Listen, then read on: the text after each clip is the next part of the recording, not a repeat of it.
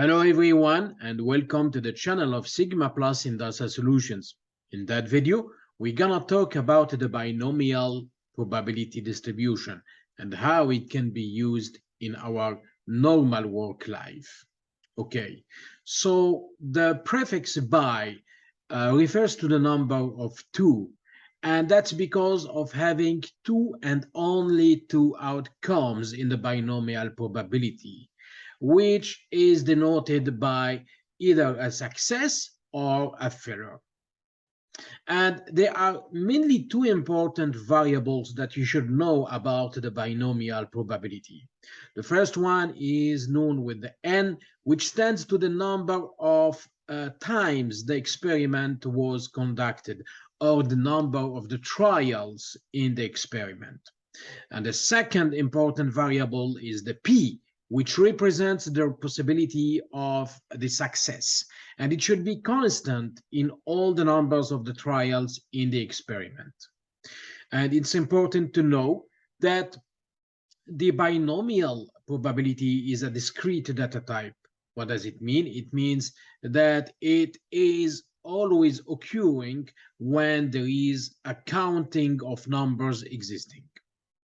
Okay, so how can we calculate the binomial probability? This is the formula shown in front of you, where it is the factorial n divided by the factorial of n minus x, multiply with the factorial x, multiply with the probability of success to the power of x, multiply with q, which is the probability of failure to the power of n minus x. Okay, so you can see here are all the variables of the formula, where n stands to the number of the trials, x the number of the successes desired. So we are calculating the probability of a certain number of successes. Okay, so I need you to take attention about that so we can better understand it when we will go through the example.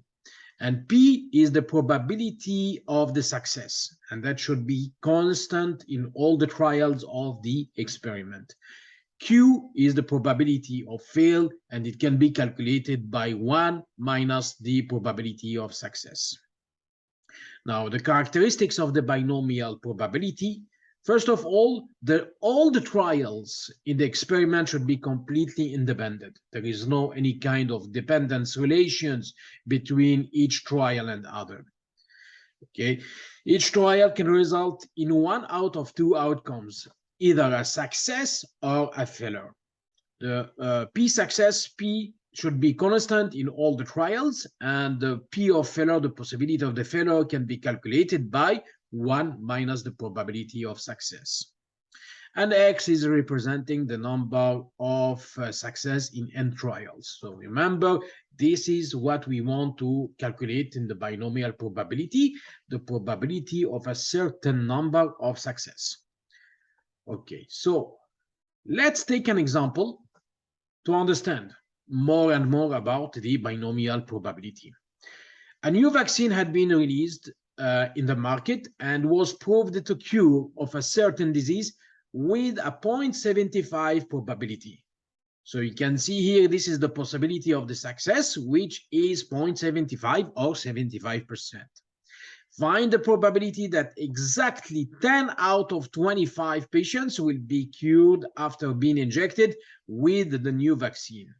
Okay, so we have the n, which is the number of the trials, 25 patients, and x.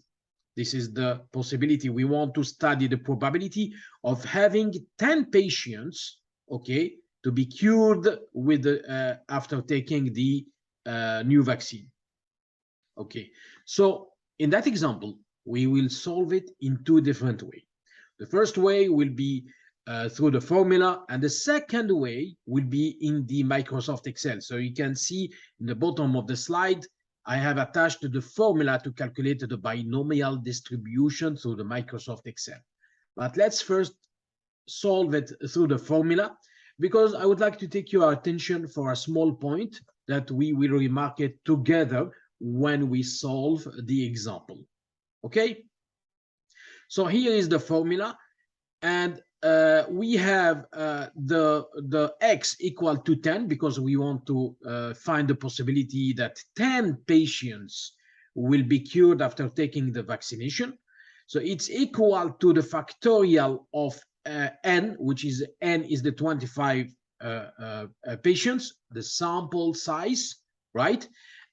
Equal to 25, divided by n minus x, where n is 25 minus 10, so factorial of 15, multiplied with the x factorial, which is 10, multiplied to the possibility of success, which is p 0.75 to the power of 10, multiply with the probability of failure, the q, to the power of n minus x, which is 0.25 to the power of 25 minus 10.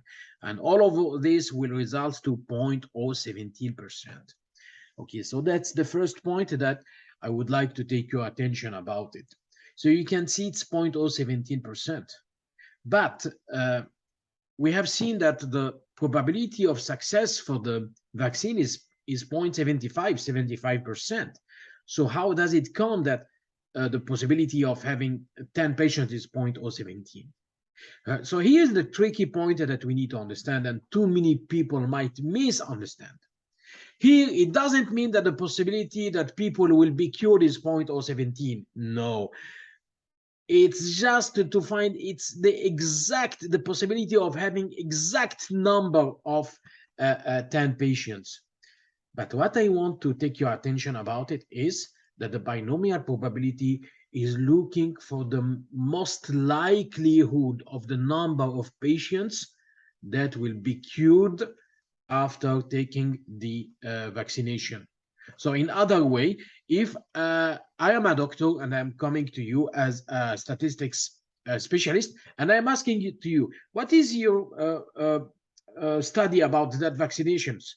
What is your estimated results? How many percent of the patients will be cured? Then you should be ready with a statistical statement. And that's what we are going to see by solving that example through the Microsoft Excel. Okay, so let's go to the Microsoft Excel and solve that example. So as you can see, in that column, I have put already 25 numbers, which are the numbers of the patients in the hospital, right? Now, what we are going to do, we are going to plot the formula for the binomial distribution. So it's, you can find it as I'm writing here, binom dist, and then I open the bracket.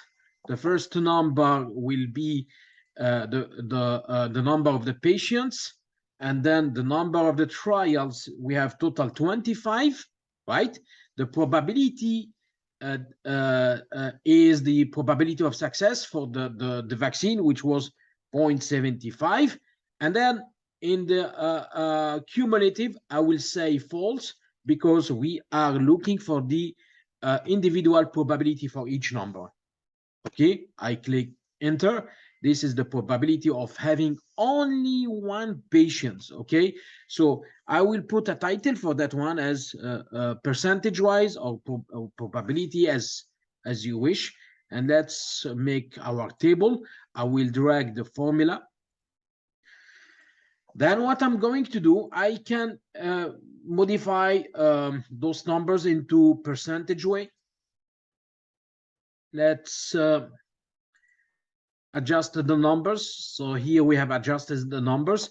Now what we do, and that's the most important point that I would like to highlight, is to draw or to plot the graph of the binomial distribution. Okay, so let's see how it looks. It will look like. So here is my graph, as you can see. Okay, so it's very close to a normal Bell distribution curve, right? Sometimes I'd like to adjust my bar graph for, as you can say, a touch of art. Okay, now by looking to that graph, what does the graph is telling me? So first of all, the x-axis, as you can see, is from 1 to 25 patients, And the y-axis is representing the probability of the occurrence. So if I want to know the probability of having 16 patients to be cured is about 8%. The highest probability that you can see is 18%, but this is the probability, the most likelihood of the number of patients that will be cured after getting the vaccination. So in all the way, most of the patients will be cured. But what is the most likelihood of the biggest number of patients that will be cured after taking the vaccination? Then it's very easy that I will look to the longest bar that I can see. Now, if I put it in a different color, like we put it in red, then you can see that the most likelihood is that 19 patients will be cured after taking the vaccinations, right? Okay, so this is what do we mean with the binomial probability. So you can see the probability of 10, when we calculated it was almost 0%, right? This doesn't mean that the 10 patients will not be cured. No, they will be cured. But we are looking to the numbers, the probability of the number of patients, right? So if I want to be more confident, I can say that there is a most likelihood that 19 patients out of 25 will be cured, right? So let's go back now to the our PowerPoint and summarized what we have discussed in the Excel. Now, okay, this was the formula that we calculated, and here we have plotted the tables with the binomial probability, and this was the concluded histogram graph, which is describing the binomial distribution. And we can highlight that the most likelihood of the numbers of the patients that will be cured is dropping between 17 to 21 patients, right? So what does it mean? As a statistical statement, okay, you can reply to the doctor who is asking about the estimated study of the vaccination, how many percent of the patients will be cured after taking the vaccinations. We can say with a level of high confidence that the most likelihood is that about 17 to 21 out of 25 patients will be recovered and cured after taking the vaccinations. So, which is a percentage between 68 to 84%, right? 17 out of 25 and 21 out of 25, which is about 68 to 84%. That's the highest level of confidence, and that's the minimum we can say that the number of patients would be cured. Okay, so this doesn't mean that you might not have more than 21. No, you can have 22, you can even have 24, or even all the patients, but the minimum percentage will be between the 68 to 84 percentage. At the end of that lesson, I hope that you have clearly understood the binomial probability. I would like to thank you for your good listening and watching, and see you for the next time. Thank you.